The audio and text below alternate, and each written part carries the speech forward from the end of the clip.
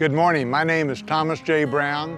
I'm the CEO of Living Shoreline Solutions. We're here at Simmons Park to discuss an issue that Simmons Park in Hillsborough County had with erosion. Hillsborough County has been watching Simmons Park erode, trees falling in the water, and their beach disappearing for years, and they decided that they wanted to do something about it. They hired Tampa Contracting Services as a contractor, and Tampa Contracting hired us to design a WAD system, a wave attenuation device. The number one objective was stopping erosion. The number two objective was to try to accrete sand, if at all possible, behind the WAD units. And number three was essential fish habitat. As you can see by the WADs in the background, we put in about 1,600 linear feet of WADs about 3 months ago. And we've already started to see the erosion stopping, sand starting to grow behind it, in addition to the fact that we had seagrass beds behind the WADs, and we are very confident that the seagrass beds are going to come back in full. The WADs are very conducive to the biomass that collects on them, therefore the fish come to the WADs. You're going to see the WADs or wave attenuation devices replacing more and more of the typical riprap. There are a lot of advantages to this.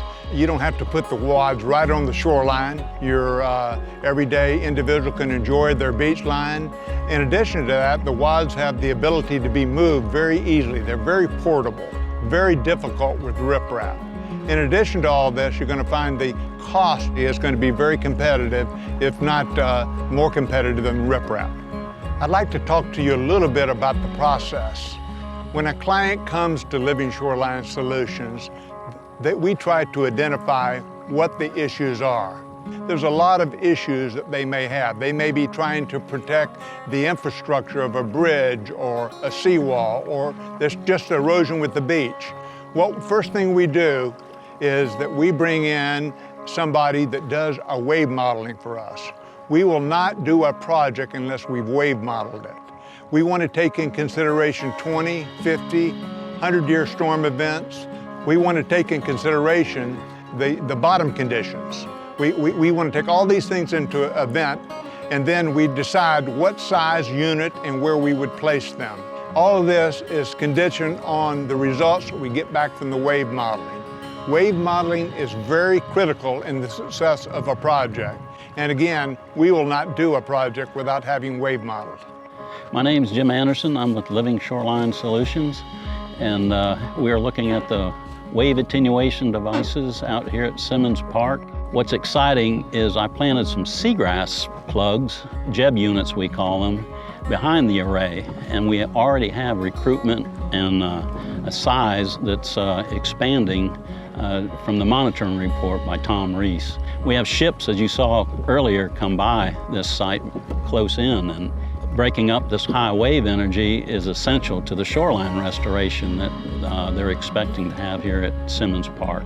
The hollow design of the wave attenuation devices is very important because we get oyster habitat growth on the inside as well as the outside. So per square foot, you get a lot more water quality benefit from the wave attenuation devices by them being hollow.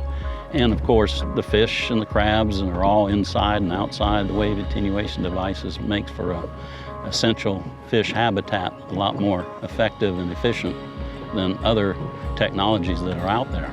We're trying to show and demonstrate again here in this site that by putting the wave attenuation devices further out, the recreational people can benefit from the shoreline activity. We're excited to monitor that part of this project and look forward to having some more updates as we go further down the road here at Simmons Park.